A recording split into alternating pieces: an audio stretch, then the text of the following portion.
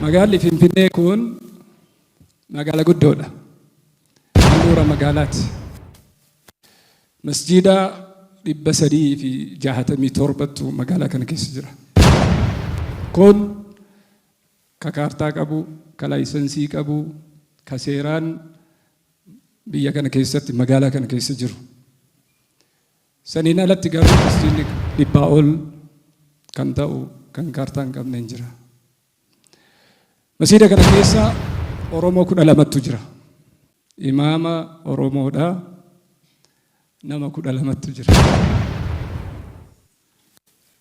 Asirra dhaabbannee gaheen keenya maal ta'uu qaba kan jedhu wal gaafachuun barbaachisaadha. Finfinnee keessa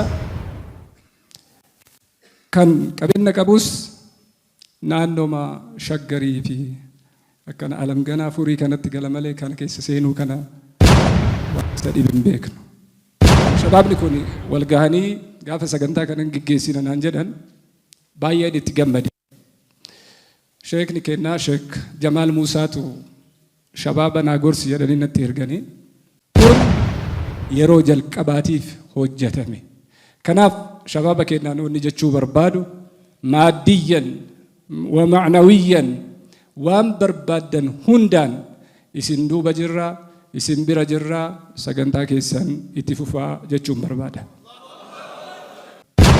Bakka ilmiin hin jirretti, bakka siinqiin hin jirretti wanni hojjetamu, wanni haasa'amus hin mi'aawu. Kanaaf daataa barbaachisaa ta'een magaalaa kana keessa jiraachuu, uffannaa keen, haasaa keen, adeemsa keen waan qulqulluu ta'e. Isiniidhaam shamizii jajallattuun magaalaa kana keessa hin deemina. Wallahi isiniidhaam shamizii jallattuun hin dhufina.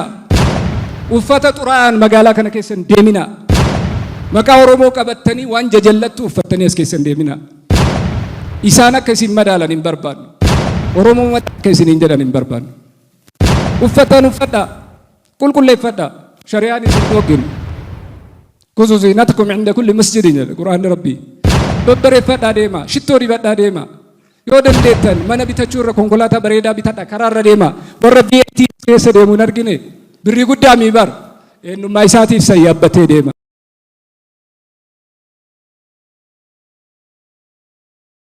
Tokkummaan kee